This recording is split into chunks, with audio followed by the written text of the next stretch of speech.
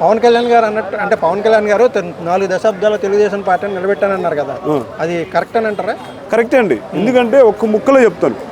ఇప్పుడు 2014లో మన పవన్ కళ్యాణ్ గారి మాట చెప్పడం వల్లే మేము ఓట్లు వేసాం ఒక అభిమానిగా. సో ఒక ఛాన్స్ అనుకున్నటువంటి మళ్ళీ నెక్స్ట్ టైంలో విడిపోయి సపరేటు పార్టీ తరఫున పోటీ చేయించాడు.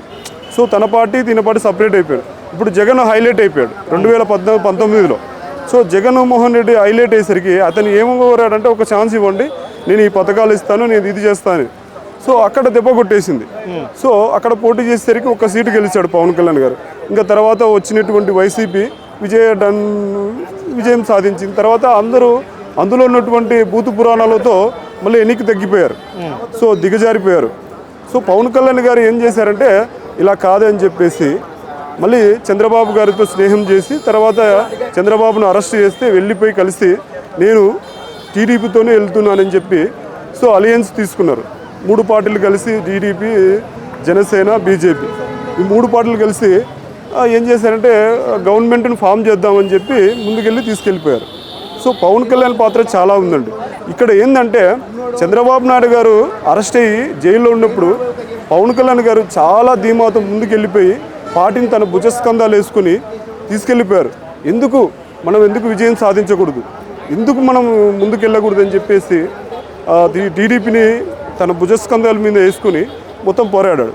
సో నేను ఇక్కడ ఏమంటున్నానంటే నిలబడడానికి కారణం ఏంటంటే పవన్ కళ్యాణ్ గారు ఇప్పుడు కాకపోతే ఇంకెప్పుడు గెలుస్తారు అనే ధీమాతో మా అభిమానిగా చెప్తున్నానండి, మాలో ఒక ధీమా కలిగింది. ఇప్పుడు కాకుంటే ఇంకెప్పుడు గెలిపించుకోవాలి. ఆయన మాట ఆల్రెడీ ఆయన ఏం చెప్పారంటే నా మాట ఎన్నెలలు దయచేసి వెళ్ళిపోండి, ఏ పార్టీకి వెళ్తారో మీ ఇష్టం అని చెప్పాడు.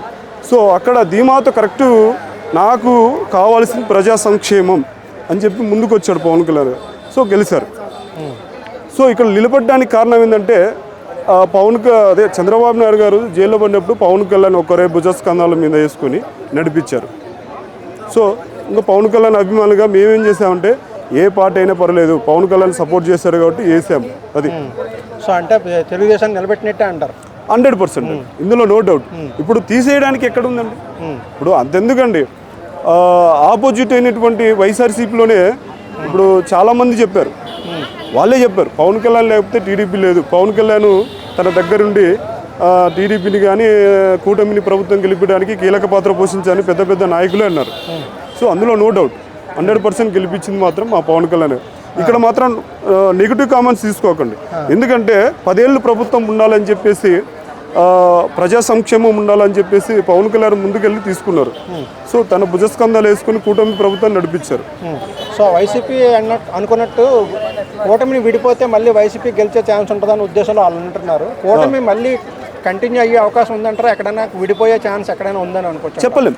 ఒకటండి, ఇప్పుడు కరెక్ట్ ధీమాతో అయితే పవన్ కళ్యాణ్ ఒక మాట చెప్పారు, 10 ఏళ్ళు కూటమి ఉంటుంది, 10 ఏళ్ళు. ఇంకొకరు ఏంటంటే అచ్చెన్నాయుడు కూడా ఒక మాట అన్నారు. అచ్చెన్నాయుడు కానీ తర్వాత ఇంకొకరు కానీ ఒక మంత్రి అన్నారు 15 ఏళ్ళ పాటు ఉంటుంది, 15 ఏళ్ళైనా 20 ఏళ్ళైనా ఉంటుంది. కరెక్ట్ చేసుకుంటూ పోతే ఏ పార్టీ అయినా ఏ గవర్నమెంట్ అయినా ప్రజలకు కరెక్ట్గా ప్రజా సంక్షేమాలు కానీ ప్రజలకు సంబంధించిన కానీ రోడ్లు కానీ అభివృద్ధి కానీ ఇంకోది ఏదైనా కానీ సో నిధులు సమకూర్చడం కానీ ఇలాంటివి చేసుకుంటూ వెళ్తే ఏ పార్టీ అయినా ఉంటుందండి. 10 ఏళ్ళు కాబట్టి 20 ఏళ్ళైనా ఉంటుంది.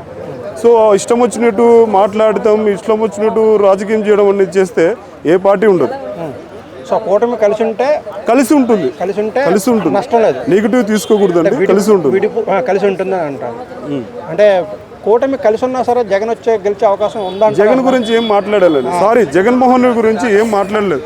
ఆల్రెడీ ఎమ్మెల్సీ వాళ్ళు ఉన్న వాళ్ళు కూడా జనసేనలోకి వెళ్ళిపోతున్నారు. ఆల్రెడీ జనసేనకుల్లోకి మన వైఎస్ఆర్సీపీలో చాలా మంది వెళ్ళిపోతున్నారు. నిన్నగాక మొన్న ఆవిర్భావ సభలో కూడా బాలినేని ఆయన కూడా వెళ్ళిపోయాడు. చాలా మంది కొందరు ఏం చేస్తున్నారంటే బొత్స సత్యనారాయణ కూడా మాట్లాడుతున్నారు. ఎమ్మెల్సీ వాళ్ళు ఆల్రెడీ రాజీనామా చేసి దాంట్లోకి వెళ్ళిపోతున్నారు.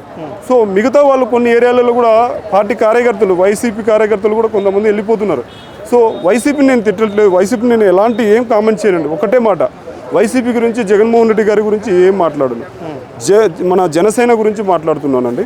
పవన్ కళ్యాణ్కు ఆల్రెడీ ఇంకా ముందు ఫ్యూచర్లో చాలా అభివృద్ధి చేస్తాడు, చాలా పై స్థాయికి వెళ్ళిపోతాడు. Okay, thank you.